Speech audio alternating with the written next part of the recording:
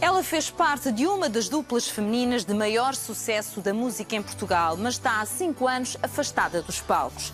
Hoje já está de regresso para partilhar connosco a difícil batalha que teve que enfrentar e para cumprir uma promessa que fez ao pai. Boa tarde e seja bem-vindo ao Boa Tarde é Sua.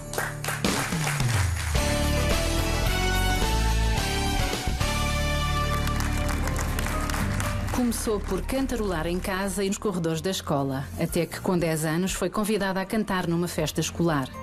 Depois, Tânia passou várias vezes pela Rádio Voz de Alenquer e a animar os arraiais de terras vizinhas. Em 1996 realizou o sonho de menina gravando um CD. Começou a fazer espetáculos por todo o país e cruzou-se com Cati, fazendo nascer o duo Taiti. Durante 14 anos soube o que era o sucesso dentro e fora de Portugal, mas em 2012 optou por deixar a dupla. Dedicou-se de corpo e alma ao pai, vítima de uma doença neurológica degenerativa. Foram 5 anos de assistência e o que mais ouviu da boca do pai nos últimos tempos de vida foi que voltasse a cantar. Tânia cumpriu-lhe a vontade e regressou aos palcos há 1 ano, sozinha. Hoje vem ao nosso programa homenagear o pai, com quem tinha uma relação muito próxima. E vamos receber com um grande aplauso a Tânia. Alô, minha querida. Parece que combinámos, viemos as duas de 13. Estás boa? Tudo bem? Tudo e contigo? Bem-vinda a esta casa. Muito obrigada. E estou muito contente por estar aqui contigo também. E eu também, que já não te vi há algum tempo. Embora estávamos ali fora a desfiar a memória, já nos conhecemos. Não sei, 16, 18 anos, talvez 18 anos, não é? É por aí já, talvez sim. É melhor não fazermos muitas contas, mas é por aí. Sim. Eu acho que sim, que é melhor não fazermos muitas contas. Olha, eu acho importante no dia de hoje, e antes de irmos, obviamente, ao tema que se traz cá, desfiar o teu percurso. Porque tu tens um percurso na música muito interessante. Tenho. Tu para já apaixonaste pela música com que idade? Quando é que tu começas a cantarolar? Eu começo a cantarolar muito cedo, por volta dos meus 8, 9 anos, que eu me lembrava de cantarolar. Os meus pais faziam muitas viagens, porque o meu pai era sapateiro, então tinha que ir de vez em quando comprar sapatos para pôr na loja, portanto arranjava como também vendia. E de vez em quando no carro havia alguma música que estava a passar e eu automaticamente, aquela música ficava no ouvido e eu começava a cantar aquela música. Ou então em casa, às sextas-feiras, com a minha mãe, quando fazíamos a limpeza, a minha mãe era maluca pelo Marco Paulo, que ainda hoje é fanzérrima dele, e punha as músicas do Marco Paulo e lá estava eu a cantar as músicas do Marco Paulo. E entretanto o meu percurso começou a dizer aos meus pais quando era nova: pai, eu adorava ser cantora. E o meu pai olhava para mim com aquela cara muito séria e dizia: isso não é vida profissional.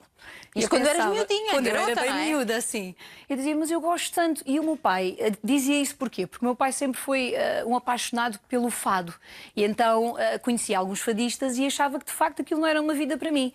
E a mãe também gostava muito de cantar, mas pronto, eles achavam que aquilo não era uma vida certa. Não era uma vida certa.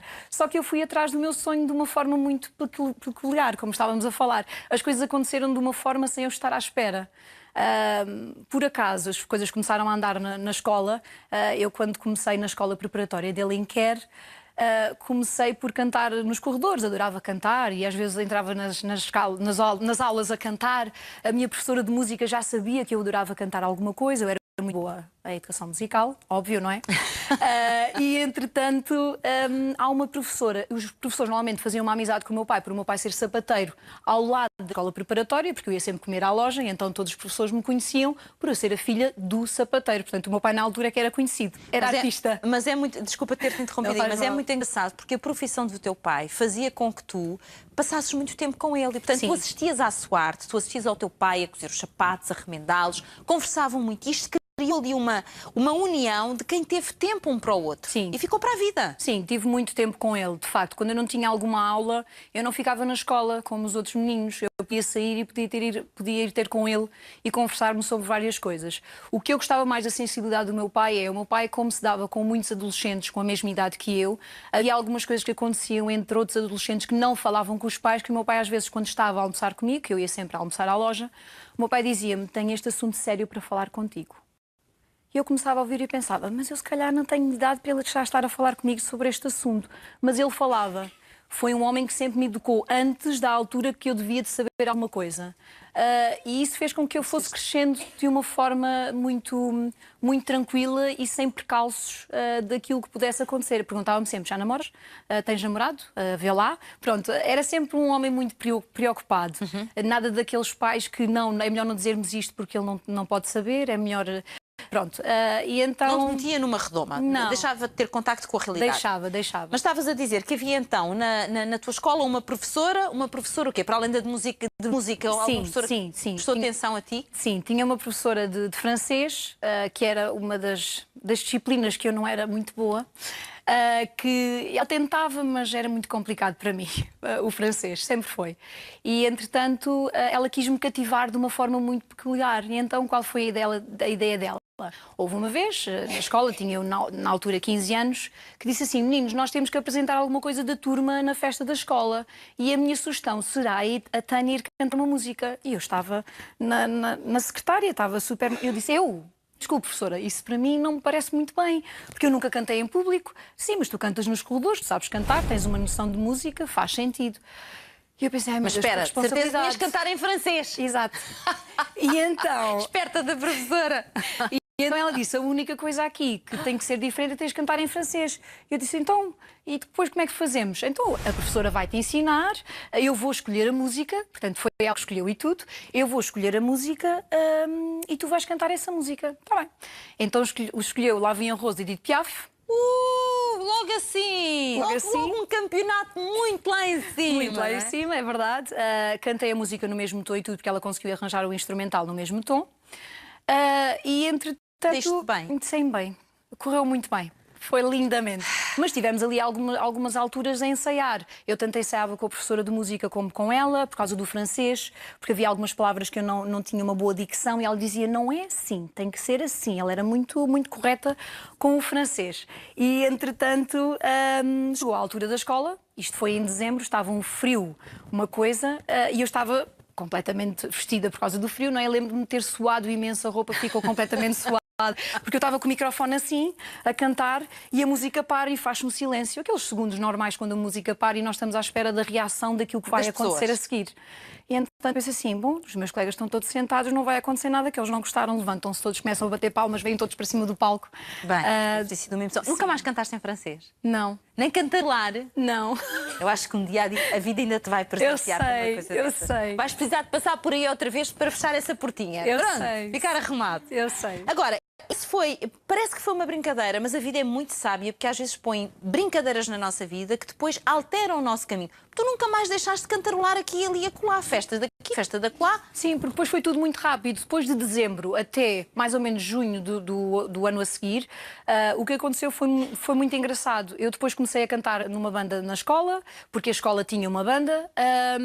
Depois, entretanto, a Rádio Voz de Alenquer era muito conhecida na altura, tinha grandes programas de música portuguesa, onde iam vários artistas conhecidos e querem-me convidar a eu ir a esse programa, que eu ouvia normalmente a Ágata, Marco Paulo, tudo que eram artistas de nome. E eu pensei, eu vou a esse programa, isto para mim é muito importante.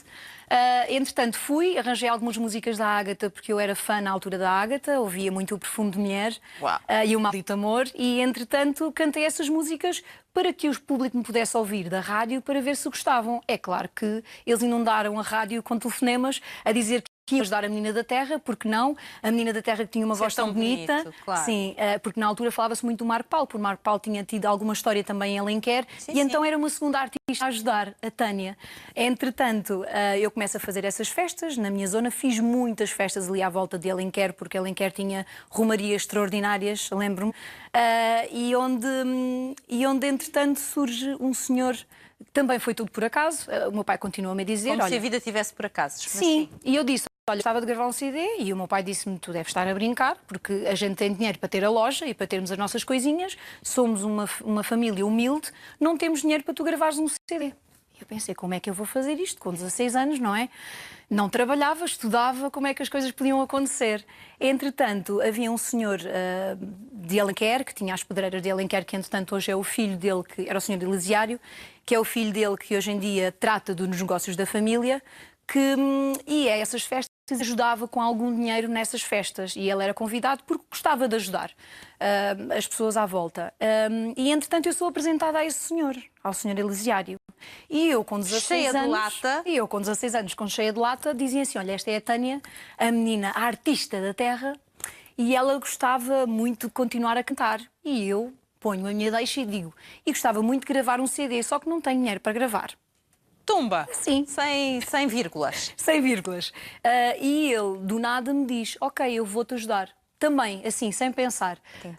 Eu vou-te ajudar a gravares o CD, não te posso ajudar com o valor total do CD, mas se os teus pais puderem ajudar em alguma coisa, seria ótimo. Pronto. O que foi combinado, depois os meus pais foram falar com ele.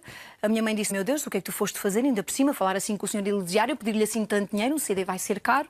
Pronto, o que aconteceu foi ele pagou o CD na totalidade, portanto, sem ele... Lidaram. Exatamente. Sem ele não teria sido possível eu gravar um CD e, entretanto, os meus pais liquidaram metade do valor, que o outro valor foi ele que deu, e toda a gente em Alenquer soube que ele tinha ajudado e agradeceram-lhe muito. E na altura que ele faleceu, infelizmente, eu fui ao funeral dele porque acho que era o mínimo que eu podia fazer por ele. Claro. Porque foi um senhor que fez com que a Tânia nascesse. Exatamente. A Tânia Santos, porque na altura era assim que eu me chamava. Não, e depois foste fazendo o teu percurso, até obviamente mais tarde a formação das Tahiti. Sim. Durante muitos anos vocês tiveram muitos sucessos. Tu fizeste enfim, e a tua companheira de dupla fizeram realmente espetáculos por Portugal inteiro, fora de Portugal, tiveram montanhas de sucessos, foram muitos anos totalmente dedicados à música, mas houve uma altura que eu me recordo que, numa das vezes que nós nos cruzámos, já tu estavas com a música e tinhas começado o teu trabalho como PT, ou seja, tu já trabalhavas no ginásio e também já fazias este teu trabalho, como instrutora de fitness. Sim. Eu depois, como estava na música, eu sentia que às vezes os espetáculos, como eram muito exigentes, eu sentia que não tinha a mesma força para cantar e para dançar ao mesmo tempo. E então senti necessidade de começar a fazer algum exercício físico. E o bichinho e o amor pelo fitness nasceu Foi em 2003. E desde aí nunca mais parei. Comecei a tirar cursos de fitness. Neste momento já tenho alguns anos e tenho a minha carteira de PTs muito bem construída, que neste momento tenho alguns a ver o programa, que hoje tinha alguns PTs para dar, como é lógico, foram mudados para outro dia.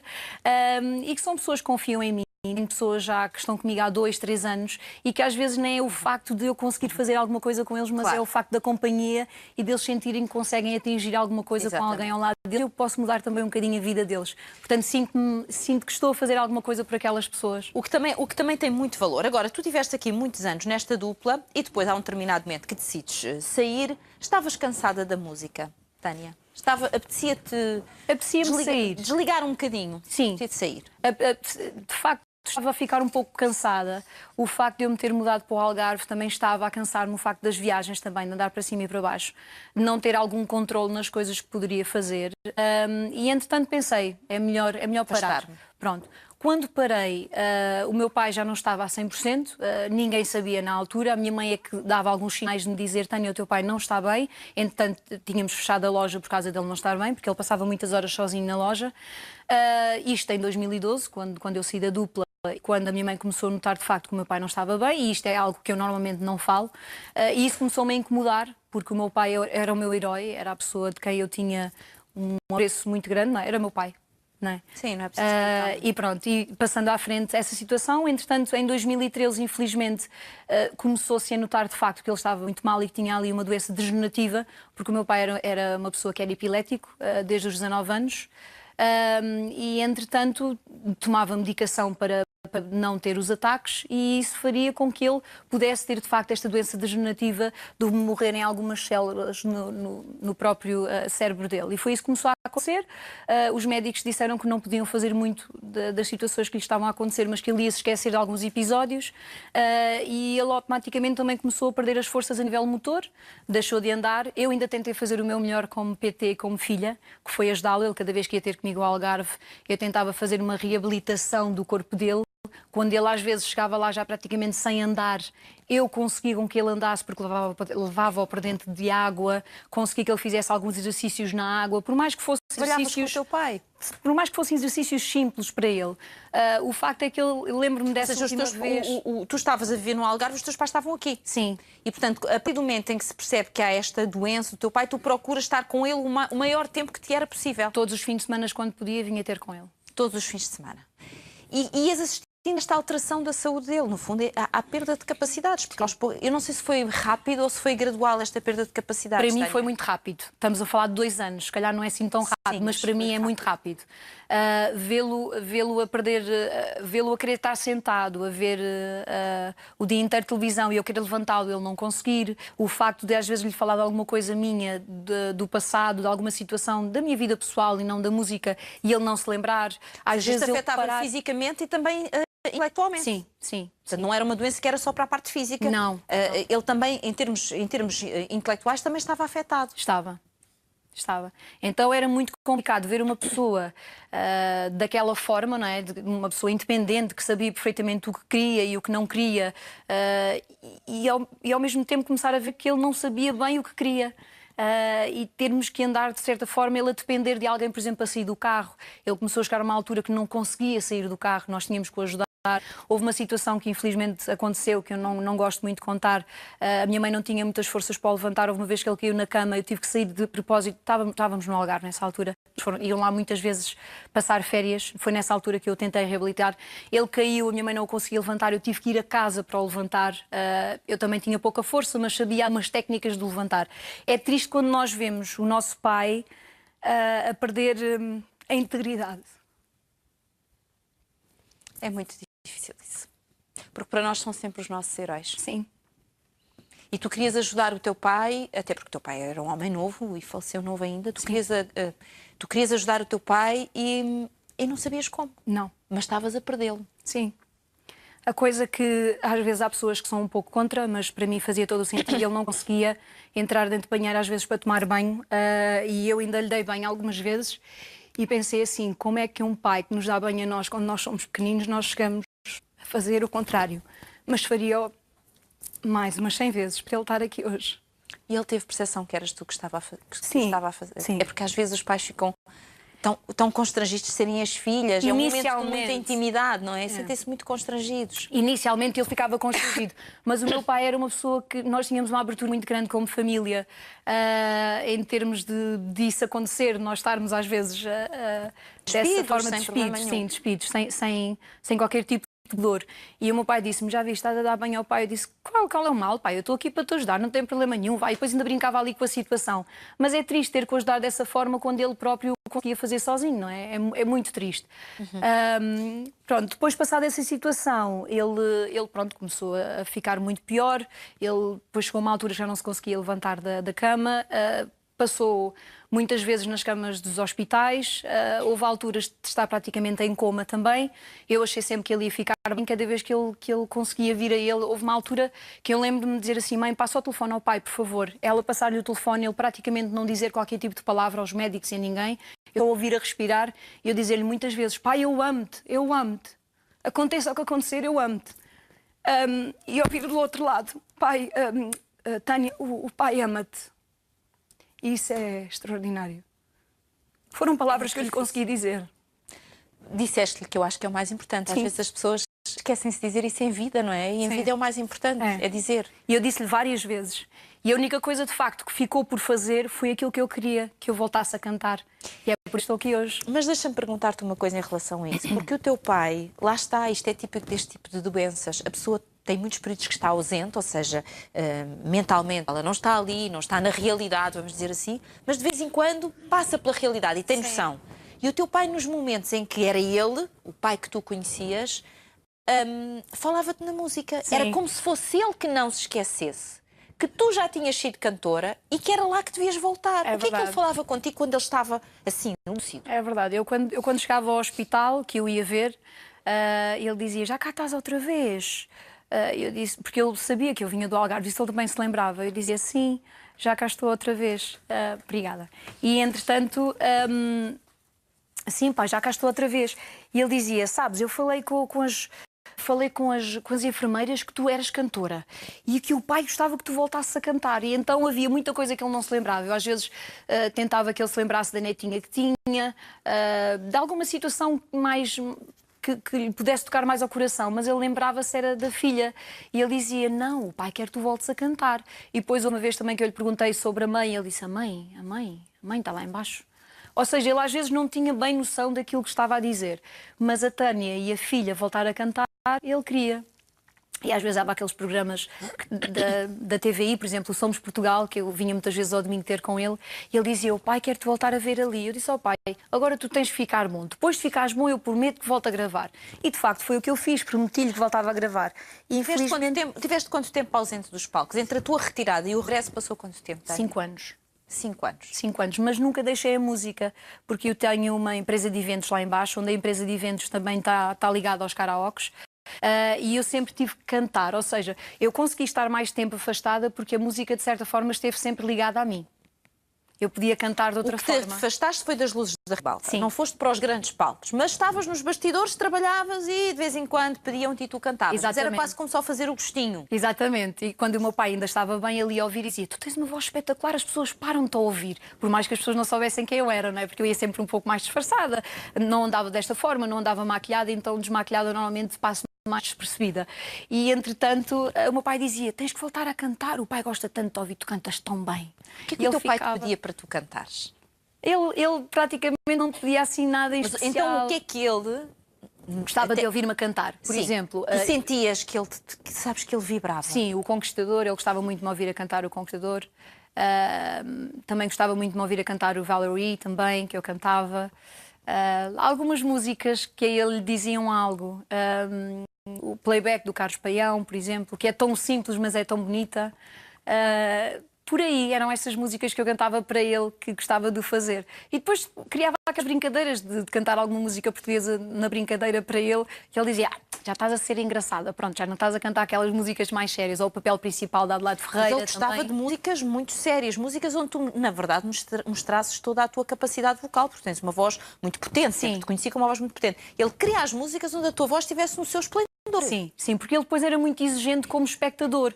Quando na altura da dupla ele ia ver muitos espetáculos, ele estava sempre no público cá atrás para tentar perceber o que é que o público dizia sobre aquilo que estavam a ver. Mas ver o que diziam da filha e da dupla. Exatamente. E ia-me dizer, olha, estiveste bem aqui, estiveste mal ali, estiveste bem aqui.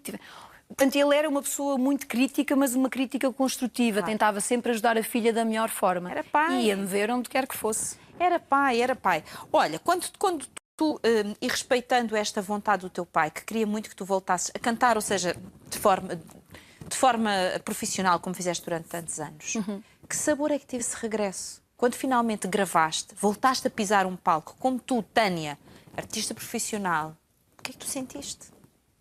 Não houve palavras. Primeiro, quando eu gravei, lembro-me perfeitamente quando fui gravar as duas músicas, estava muito nervosa e quando acabei de gravar, o Elton chama-me para ouvir e disse-me assim, vem ouvir, vê se gostas. Eu chorei nas duas. Ele disse-me, não estás a gostar? Eu disse, não, estou-me a lembrar do meu pai e queria que ele estivesse aqui a ouvir. Isso para mim foi a melhor coisa que me aconteceu. Foi ter ouvido aquilo que eu pensei assim, pai, eu consegui, mas tu não estás aqui. Entretanto, quando eu pisei o palco, e o palco que a mim me fez arrepiar bastante, eu estive a cantar na Póvoa de Varzim há uns tempos, o verão passado, e sentir que as pessoas estavam a cantar a minha música, eu arrepiei, olhei para trás para as bailarinas a pedir-lhes, de certa forma, algum apoio, a dizer assim, meninas, eu consegui, se for só isto, se for só estes 3 minutos, para mim já chega. Já está bom, já consegui o que o meu pai queria. E aquilo para mim foi extraordinário. Mas há aqui uma pessoa muito importante, duas pessoas muito importantes na minha carreira que fizeram com que eu voltasse, que eu tenho que falar, são pessoas amigas do meu coração. Eu sempre fui muito amiga da Romana. E nós temos uma amizade que nos une desde os palcos, desde que eu comecei a cantar como Tânia, porque nós cruzamos algumas vezes. E a Romana, antes de eu ingressar nesta dupla, eu pedi-lhe opinião e quando voltei a cantar agora também pedi opinião. E ela disse, eu não sei o que tu estás a fazer parada, já devias era ter voltado há mais tempo. E eu estou rodeada de pessoas amigas que a mim me fazem algum sentido. É a Romana, é o Elton Ribeiro, que já tinha tocado para nós na dupla, é a Sandra Godinho, que neste momento me apoia na promoção, que também esteve na dupla inicialmente quando eu me iniciei com a dupla. Portanto, estou rodeada neste momento de amigos e também na banda tenho uma pessoa que está e é meu amigo há mais de 15 anos, que é o Domingos, é o baterista. Tenho pessoas à minha volta que me apoiam, que são meus amigos e que me conhecem verdadeiramente. Que quando eu estou sentada à espera que as coisas aconteçam, as coisas acontecem porque eles me apoiam e são meus amigos, não só... Estão genuinamente contigo. Sim. Genuinamente contigo. Mas agora vamos lá ver, é um regresso diferente. Tu és uma mulher mais madura, mais experiente, mais segura daquilo que tu queres. Sim. E provavelmente a seres capaz de desfrutar cada minuto do palco de uma forma que antes não conseguias. Não. Agora desfruto de outra maneira. Lá Ou seja, está. esta prova da vida foi uma prova muito dura, é verdade. Mas eu, pelo menos, procuro sempre ver o que é que a vida nos ensina, mesmo nos momentos que são dolorosos. Esta partida do teu pai fez com que este regresso tivesse um sentido muito especial. Um sabor que não há explicação para dizer isto é muito bom. Não, é divinal, porque eu voltei por ele e voltei porque fazia todo o sentido e ele queria que eu voltasse a cantar. E eu voltei ainda com mais força. E volto, lá está, como tu disseste, Fátima, voltei com uma força e com uma garra diferente daquela que voltaria só porque voltava a cantar. Não, eu voltei a cantar porque para ele lhe fazia sentido e, de facto, o bichinho da música que estava adormecido dentro de mim voltou a estar cá. E quando eu estive naquele palco a sentir aquelas pessoas a cantarem as minhas músicas e a gostarem daquilo que eu estava a fazer e que aquilo eles tocavam de certa forma, eu pensei assim, eu consegui. Eu estou a conseguir aquilo que o meu pai queria que eu voltasse a ser. Valeu a pena. Eu acho que valeu a pena. Olha, conta-me o que é que nós vamos ouvir, porque daqui a pouquinho vamos te ouvir cantar. Claro, sim. Vamos ouvir. Vamos cantar o último tema que eu acabei de lançar, que se chama Mesmo Assim. É um tema que me faz todo o sentido. Acho que o Elton teve exatamente o ponto da música que eu queria. Eu sou um bocadinho exigente àquilo que lhe peço a ele. Ele tem um bocadinho de trabalho comigo, mas o trabalho que tem tido tem valido a pena, sim. Então é assim, não me despeço, porque vamos obviamente ver-te cantar e vais estar aqui com a tua banda, portanto prepara tudo para esse momento e já vamos obviamente dar espaço a que os espectadores se deleitem contigo, que é o que vai acontecer. Fátima. Obrigada. Obrigada. Aos poucos de ti. Um grande aplauso.